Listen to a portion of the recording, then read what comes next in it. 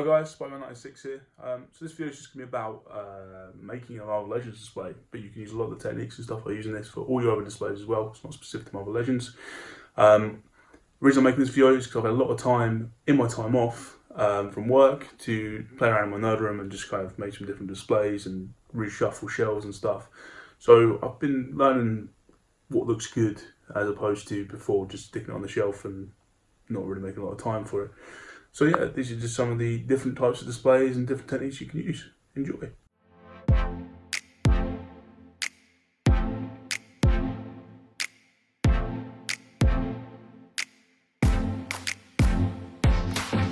So the first thing you want to do when you're creating any display is to find your focal point.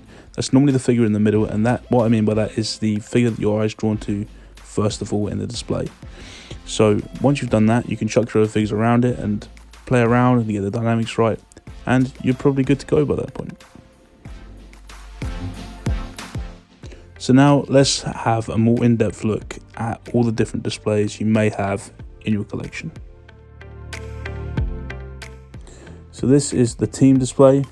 For this to work, you really have to find again your focal point or your focal points. Depending on the shelf size, you may have more than one, and you may have them in the center, or you just need to make them very prominent somehow.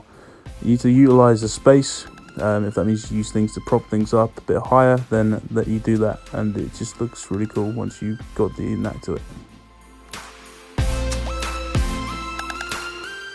The secret I've found to making a decent dynamic display is by finding your focal point again, but also utilizing levels. So raising figures that at the back higher and making a kind of diamond shape or a triangle in order to make everything quite visible and to really give that power and make it look larger than it is and have that army effect. I think it looks really cool. Sometimes you'll find yourself in a situation where you just can't quite put a load of figures together. So when you've got a small team like the Fantastic Four here and they're older figures, sometimes you have to find your background for them. So there you've got a comic book, which I think works quite well in that situation. But if you want to be more creative and you want to try your hand at something new, maybe make a diorama. And I find an alleyway diorama is great for those street level characters like Spider-Man and Daredevil. Also you can put like Wolverine and street clothes and stuff like that in there, and it makes some really cool dynamic photos which you can obviously post on your Instagram or whatever, which looks really cool. So yeah, all about that ATBA.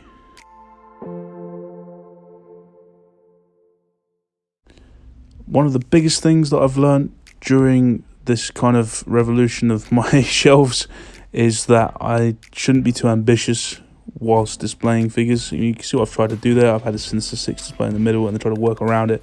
It just hasn't worked out very well for me. So what I've been doing now is changing this shelf to have that kind of team dynamic display with the levels and everything. Utilize flight stands where you can. I'm not a fan of using them myself too much, but sometimes you have to with like the Green Goblin and the Vulture there.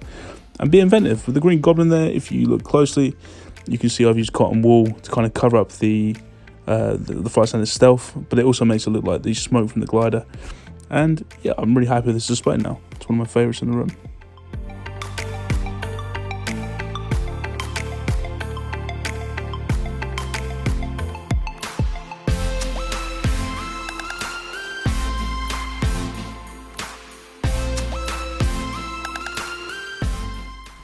So first thing you want to do is you're going to lay your foundations. You're going to get the flight stands in place and all the figures that are high up in the sky, fix them in place so you've got the background laid out. Then you're going to start adding your focal point, which is your main figure in the middle, and you can start adding stuff around it. Use things like the cotton wool, like I said before, that I'm using that as an ice effect for Iceman there. It just adds something to it. And then just start building the rest of your figures around like your main display in the center until they've all kind of got a place. Put them in different poses. You know, don't all have them in one standard pose or in very exotic poses. You've got to have sometimes less is more. You've got to have some figures looking in different ways. Then you get a finished display. And the best thing about this is it's your display. You can choose what you want to do with it. If you don't like the way it looks, then you can change it. And then if no one else likes the way it looks, who cares? It's your display. So I just did a few different kind of variations on the display I just made there, and until I came up with something I was happy with, and then I'm sure at some point I'll change it again, because that's just what you do. So thanks ever so much for watching this video, guys. I will be dropping a full X-Men Legends display, which I'll show soon. I'm just waiting on a few more figures to arrive and to actually stand and make my own display with that one. So please like, comment, subscribe. I really hope you enjoyed the video, and yeah, I'll see you in the next one. Thanks. Bye.